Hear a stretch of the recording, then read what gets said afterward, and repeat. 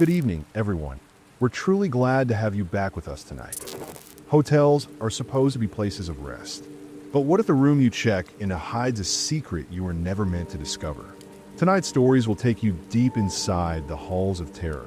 From a man dragging a suitcase full of nightmares, to paintings that don't just watch you, they follow you. If you enjoy chilling tales like these, don't forget to subscribe and hit that like button to support the channel. You're watching Sleep Horror Stories. So this is my story. My name is John, and back in 2006, I worked as a janitor in a large hotel in downtown Los Angeles. The hotel was in a rough neighborhood. Lots of gang activity, homeless people on the streets, and open drug use. Definitely not a tourist hotspot. Still, it attracted all kinds of guests because it was cheap. I was undocumented back then, so I couldn't get a better job. But I was just grateful to be earning in dollars and able to send money to my family back home. The hotel had 20 floors and only 2 janitors plus a handful of housekeepers. It was an old, run-down building, and something strange happened there almost every day. Like I said, people from all walks of life stayed there, many of them very strange. We'd have guests who overdosed in their rooms and other disturbing stuff. One day, I was cleaning the lobby when a guest came in to check in. He looked like a drifter, probably in his 50s, with long, scraggly gray hair, an unkempt beard, and dirty clothes. He smelled like weed and wore sunglasses, so I never saw his eyes. I overheard him ask the front desk for a room on the top floor. Specifically, a corner room. The receptionist told him the rooms up there were the oldest and in the worst shape, and that she could give him something nicer on a lower floor. But he insisted. Eventually, she gave him a key. He paid 2 weeks in advance. No luggage, just an old, small suitcase slung over his shoulder. He headed upstairs, and we didn't think much of it. But something about him felt off. My coworker, the night janitor, also Latino, used to tell me everything that happened during his shift. We'd cross paths for a few hours in the mornings, and we always swapped stories. The next day, the first thing he told me was that, around midnight, while doing rounds on the top floor, he heard a woman scream. He couldn't tell what room it came from, and he didn't investigate. That kind of thing wasn't unusual there. Still, he said this scream sounded too real, like someone was in serious trouble. Later that night, he saw the same strange guy I'd seen, coming down the elevator with a large suitcase. About 2 hours later, the man came back, dragging the same suitcase, now looking much heavier. My coworker offered to help him, hoping for a tip, but the guy snapped at him in English, told him to mind his business, and stormed off. My coworker warned me to stay away from the guy. I told him I already didn't like his vibe. It wasn't just his appearance. There was something sinister about him. Days went by. My coworker kept telling me the man was leaving every night with the same suitcase and coming back hours later. He'd ask, "What do you think he's carrying in that bag?" I told him I didn't want to know. Being undocumented, I couldn't afford to get involved. One night, around 10 p.m., I was just about to clock out when the manager asked me to go up to the rooftop and check the generator. The power had gone out on the 4th and 5th floors. I grabbed my flashlight and headed up the stairs. As I reached the top floors, I saw that same man climbing the stairs ahead of me, struggling to drag that same heavy suitcase. He was muttering angrily to it, over and over. I froze. Then I heard it. A faint whimper coming from inside the suitcase. Terror flooded my body. I turned off my flashlight and crept quietly to the 5th floor, hiding in an empty room. He made it to his room, last door down the hallway, and shut himself in. I tiptoed back out, trying to listen. From behind his door, I heard a young woman crying softly, but nothing else. The floor was pitch dark, lit only by the faint glow from nearby buildings. I didn't dare use my flashlight. She was the only guest on that entire floor. I needed to be sure before reporting it.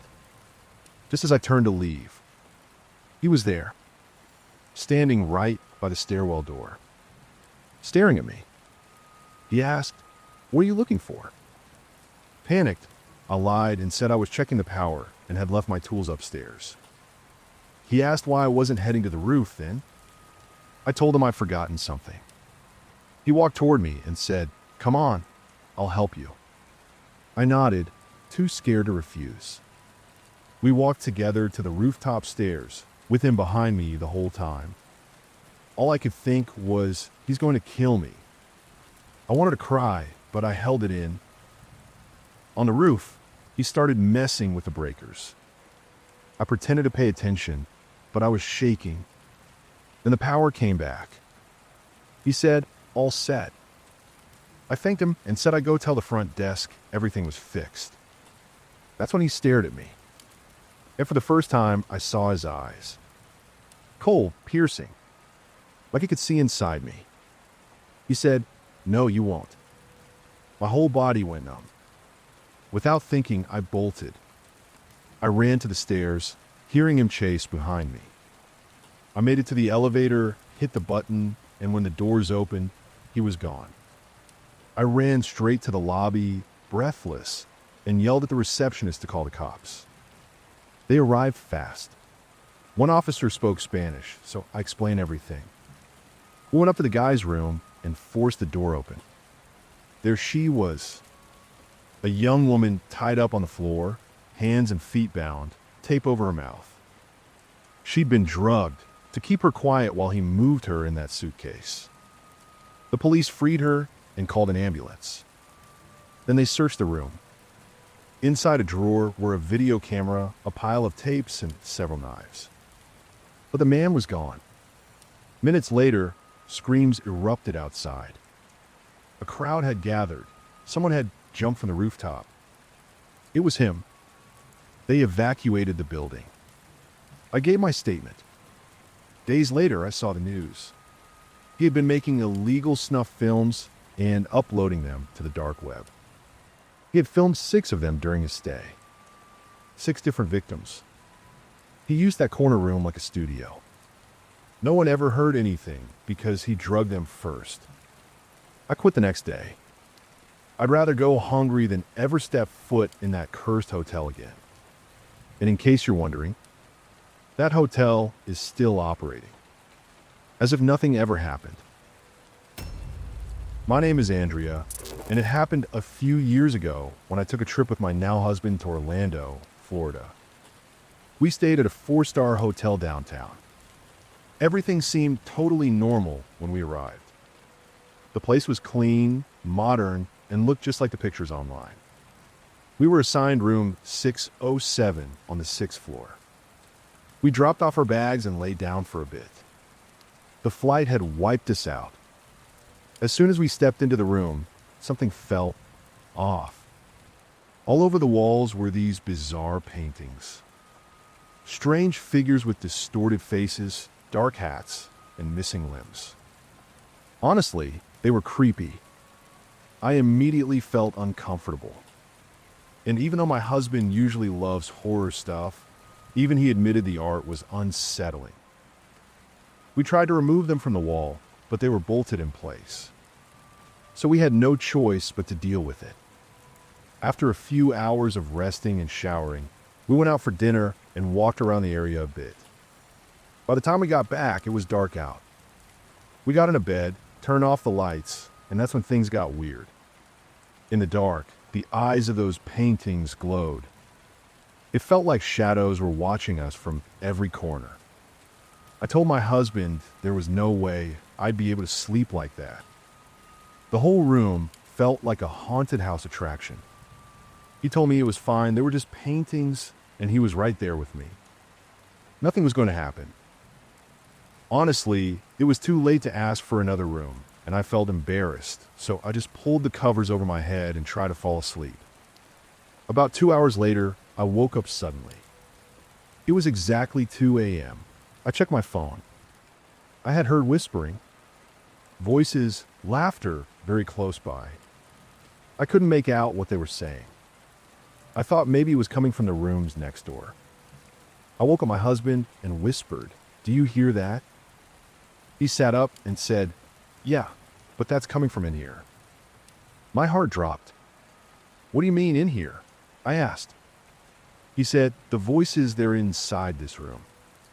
He grabbed his phone and turned on the flashlight. Then he jumped out of bed and switched on the main lights. Immediately, the whispering stopped. Dead silence. And nobody else was in the room. We knew it was impossible for anyone to have come in. The door was locked tight, triple deadbolt. My husband called the front desk to complain about the noise. He said it must be coming from the rooms next door. Maybe someone was partying late. But the woman at the desk told him something that sent chills down my spine. "There's no one checked into either of the rooms next to yours."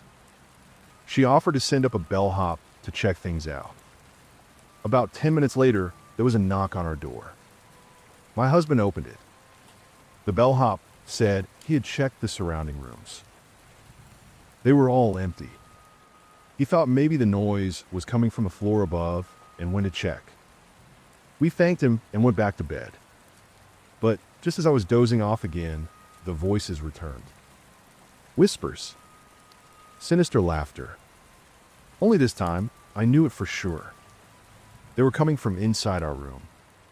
I shook my husband awake. Just as he opened his eyes, I saw it. The figures in the paintings were blinking. I screamed. "Turn on the light." I yelled, but he couldn't find his phone. The figures were moving, still staring at us, whispering. Finally, he got the lights on. The figures were frozen now. But some of the paintings had changed positions. We'd had enough.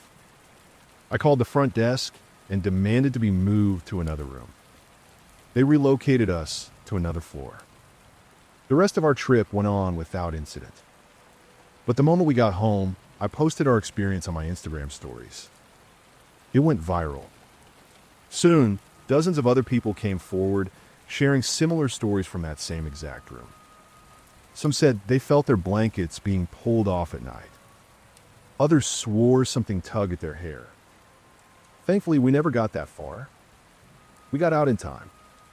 Later, a guy uploaded a video explaining the true story behind that room. Apparently, the original owner of the hotel, an old painter, made a deal with a demon. His hotel was struggling, so he struck a satanic pact to help it grow and attract more guests. In return, he painted cursed artworks, so demons could manifest through them and steal souls. He eventually died in that very room. Some say by suicide, others believe the demons dragged him away. Since my story blew up, the hotel has shut down that room completely. It's sealed off from guests. But I still wonder, did they ever get rid of those paintings?